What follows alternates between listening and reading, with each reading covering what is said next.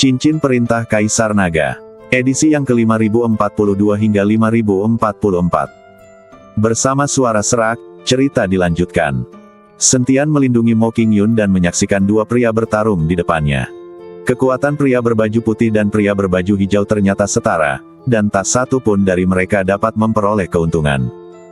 Setelah 100 gerakan, kedua pria itu mengayunkan telapak tangan mereka secara bersamaan, dan sosok mereka tiba-tiba terpisah sejauh 100 kaki. Kekuatan mengerikan terus menyerang ke arah Sentian dan Mo Qingyun. Namun, Sentian menemukan bahwa ketika gelombang kejut menyapu patung hantu jahat di sana, patung itu langsung menghilang di udara. Dengan kekuatan yang mengerikan itu, jika itu adalah gunung batu biasa, ia pasti sudah berubah menjadi bubuk sekarang.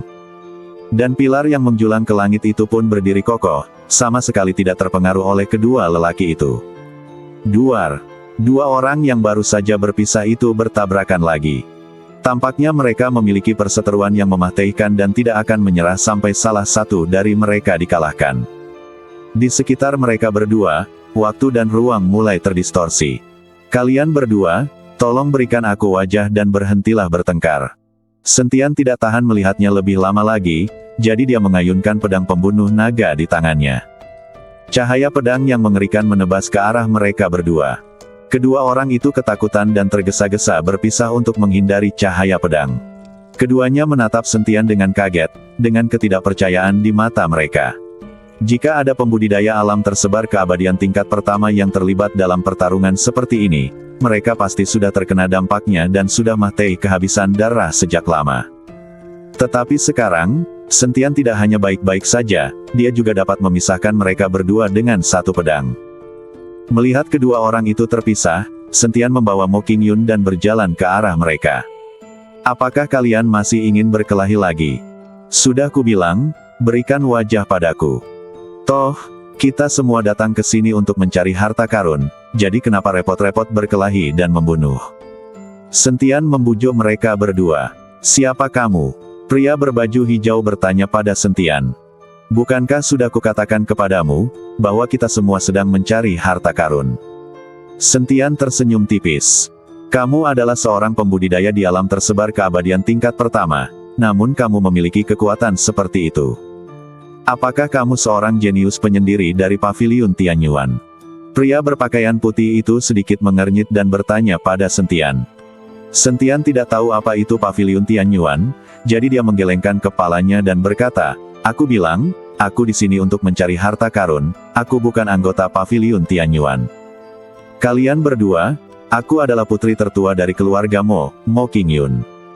Mo Qingyun mengambil inisiatif untuk memberitahu mereka berdua tentang identitasnya. Jadi kamu dari keluarga Mo? Pria berbaju hijau itu jelas tercengang. Pria berpakaian putih itu membungkuk dan berkata, jadi kamu Nona Mo. Aku minta maaf atas kesopananmu. Yah, sudah takdir kita bisa sampai di reruntuhan ini pada saat yang sama. Mari kita lihat apakah ada bahaya di reruntuhan ini. Jika ada bahaya, kita tetap harus bekerja sama. Jika ada dendam, mari kita tinggalkan tempat ini terlebih dahulu. Sentian membujuk mereka berdua. Tak seorang pun dari mereka berbicara. Itu karena pedang Sentian tadilah yang membuat mereka berdua tercengang. Kalau saja Sentian tidak memamerkan keahliannya, maka akan menjadi bahan tertawaan baginya, yang hanya berada di alam tersebar keabadian tingkat pertama, untuk mencoba membujuk dua orang pembudidaya alam tersebar keabadian tingkat kelima. Mungkin mereka berdua sudah memberinya pelajaran sejak lama. Jika dia ingin menengahi dan membuat orang mendengarkannya, dia harus memiliki bakat dan pengetahuan yang nyata. Melihat tidak ada satupun dari mereka yang berbicara, Sentian berhenti memperhatikan dan perlahan berjalan menuju dua patung roh jahat itu.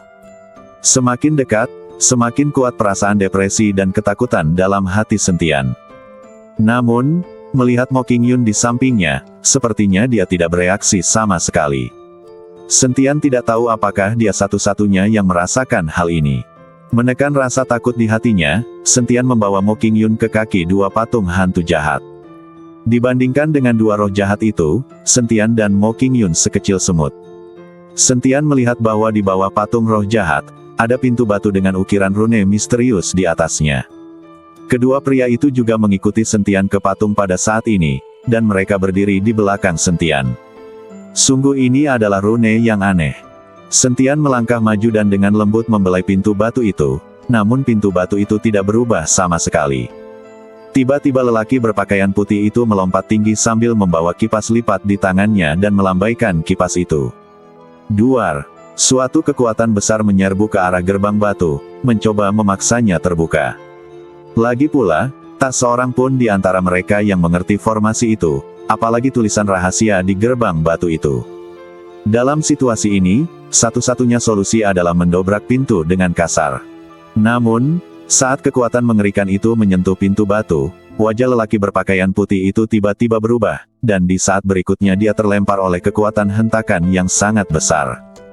Tanah mulai bergetar, dan darah perlahan mengalir dari sudut mulut pria berpakaian putih itu. Kamu pantas mendapatkannya. Pria berbaju biru itu tertawa pelan. Sentian menatap gerbang batu di depannya dengan rasa tidak percaya. Dia tidak menyangka bahwa formasi sihir di gerbang batu akan begitu kuat. Dia mampu menangkis serangan dari seorang pembudidaya alam tersebar keabadian tingkat kelima dan bahkan melukai lawannya.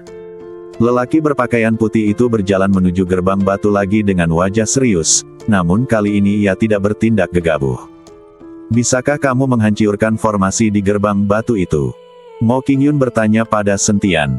Di mata Mo Qingyun, Sentian seharusnya menjadi makhluk yang maha kuasa. Tentu saja, tidak ada formasi di dunia ini yang tidak bisa aku hancurkan. Sentian tersenyum tipis dengan sikap sok keren. Berpura-pura hebat. Pria berpakaian putih itu melirik Sentian. Terlihat bahwa laki-laki berbaju putih itu juga merupakan orang yang sombong. Dia baru saja menyerang dan dipukul mundur oleh gerbang batu dan terluka, jadi kata-kata Sentian langsung mengenai harga dirinya. Sentian tersenyum dingin dan hendak menghancurkan formasi di gerbang batu, tetapi tiba-tiba dia merasakan aura yang mengerikan datang ke arahnya. Segera setelah itu, seekor burung api besar perlahan-lahan memotong kehampaan itu. Dengan munculnya burung api, semua orang sedikit terkejut. Dan di atas burung api ini berdiri seorang pria berpakaian indah sekali. Riasannya sangat menggoda dan dia tidak tampak seperti pria maupun wanita. Di samping pria itu, ada seorang wanita bercelana dalam, merangkak di dekat kakinya. Sentian menatap burung api itu dengan heran. Itu sangat besar, beberapa kali lebih besar dari unicorn api miliknya. Tianqi, kebanggaan tersembunyi dari paviliun Tianyuan. Pria berbaju hijau itu bernapas sedikit cepat saat melihat ini. Mo Qingyun mengerutkan kening, ekspresinya menjadi sedikit aneh, dan dia diam-diam berdiri di belakang Sentian. Burung api itu mendarat perlahan di tanah, dan api yang membakar dan merusiak udara di sekitarnya. Tianqi dengan lembut membelai rambut panjang wanita di sampingnya, tatapannya menyapu semua orang, dan akhirnya berhenti pada Mo Qingyun yang bersembunyi di belakang Sentian, dengan sedikit kejutan di matanya. Saudari Qingyun, kenapa kamu ada di sini juga? Kudengar kamu pergi ke alam surgawi tingkat pertama. Aku berencana pergi ke sana untuk mencarimu. Suara Tianqi sedikit feminin. Melihat hal itu, lelaki berbaju biru itu pun segera membungkuk memberi hormat. Tuan Tianqi, aku sudah lama mendengar nama besarmu. Tianqi bahkan tidak memandangnya, tetapi hanya melambaikan tangannya dengan santai, memberi isyarat agar dia pergi. Lelaki berpakaian putih itu berdiri di sana dengan dingin, tanpa memberi salam sedikit pun, bahkan ada sedikit rasa jijik di matanya. Mata Tianqi perlahan bergerak ke arahnya, alisnya sedikit terangkat. Kenapa? Apakah kamu tidak mengenalku? Pria berpakaian putih itu berkata dengan tenang, memangnya kenapa kalau kita saling kenal? Oh, Tianqi terkekeh, tiba-tiba mengangkat tangannya, dan cahaya dingin melintas di ujung jarinya. Engah! Dahi lelaki berpakaian putih itu langsung tertusuk dan darah mengucur keluar. Dia bahkan tidak sempat bereaksi sebelum dia langsung terjatuh. Seorang pembudidaya di alam tersebar keabadian tingkat kelima terbunuh seketika oleh pembudidaya di alam tersebar keabadian tingkat ketiga. Pupil mata Sentian tiba-tiba mengecil, dia sangat terkejut, kekuatan orang ini jauh melampaui alam. Pria berbaju hijau itu berkeringat deras, untungnya dia baru saja menyapa mereka. Tianqi menarik tangannya, seolah-olah dia baru saja menginjak semut hingga Mahtei. Jika kamu bersikap tenang di hadapanku, berarti kamu sedang mencari kemahtihan. Setelah mengatakan itu, dia mengalihkan pandangannya ke Sentian lagi, bagaimana denganmu? Apakah kamu juga tidak mengenaliku? Sentian segera mengepalkan tangannya dan menunjukkan ekspresi hormat, Tuan Tianqi sangat terkenal, bagaimana mungkin aku tidak mengenalinya. Hanya saja aku baru pertama kali datang dan tidak bereaksi selama beberapa saat. Seperti kata pepatah, orang bijak tidak akan pernah menderita kekalahan di awal. Sekarang kekuatan yang ditunjukkan Tianqi jelas di luar akal sehat, dan dia juga bisa bertarung di atas levelnya, jadi Sentian perlu lebih berhati-hati. Ketika dia tidak mengetahui kekuatan lawan, Sentian merasa lebih baik berkembang perlahan. Tianqi mengangguk puas, lalu menatap Mo Qingyun dan berkata sambil tersenyum menyeramkan, "Saudari Qingyun, kamu kembali dari alam surgawi tingkat pertama tanpa memberitahuku, bagaimana kamu bisa sampai di sini?" Mo Qingyun juga terkejut dengan perilaku Tianqi barusan. Orang ini membunuh orang saat dia sedang tidak senang. Dia terlalu merajalela. Mo Qingyun menggigit bibirnya dan berbisik, aku datang ke sini dari alam surgawi tingkat pertama." Alam surgawi tingkat pertama. Tianqi mensibir, saudari Qingyun memang suka bercanda. Bagaimana mungkin ada pintu masuk ke reruntuhan di alam surgawi tingkat pertama? Mo Qingyun ingin menekankan bahwa dia datang dari alam surgawi tingkat pertama, tetapi dihentikan oleh Sentian. "Tuan Tianqi, kami hanya penasaran, jadi kami datang ke sini untuk melihat-lihat dan melihat apakah kami bisa menemukan beberapa harta karun." Sentian tidak ingin orang-orang tahu bahwa ada pintu masuk ke alam surgawi tingkat pertama untuk sampai ke tempat ini. Jika itu yang terjadi, benua Changsuan akan berada dalam bahaya. Pada saat itu, banyak pembudidaya dari alam surgawi tingkat kedua pasti akan berlari ke benua Changsuan di alam surgawi tingkat pertama. "Siapa kamu? Mengapa kamu berani mengikuti jawaban saudari Qingyun?" Wajah Tianqi berubah dingin dan dia menanyai Sentian. Sentian tidak tahu bagaimana menjawab tentang hubungannya dengan Mo Qingyun. "Saudara Tianqi, siapakah wanita di sebelahmu?" Mo Qingyun segera berbicara dan mengganti topik pembicaraan. Dia takut Tianqi ini akan merugikan Sentian. "Oh, ini hanya pembantu yang melayaniku. Jika saudari Qingyun tidak menyukainya, aku akan membiarkan dia pergi." Tianqi tersenyum kecil dan menepuk wanita di sebelahnya. Serangan telapak tangan itu langsung membunuh wanita itu, kepalanya pecah. Mo Qingyun sangat ketakutan hingga badannya sedikit gemetar dan wajahnya memucat. Sentian juga tercengang, dan ada sedikit kesungguhan dan ketakutan di matanya.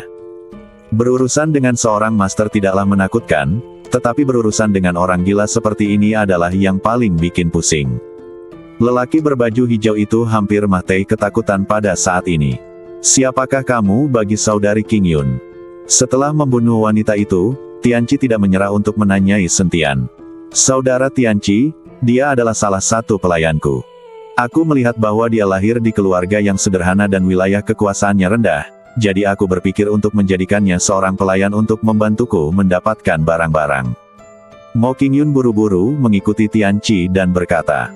Tianqi menatap Sentian dan berkata sambil terkekeh, "Kamu adalah pembudidaya alam tersebar keabadian tingkat pertama, tetapi kamu benar-benar dapat mencapai alam surgawi tingkat kedua.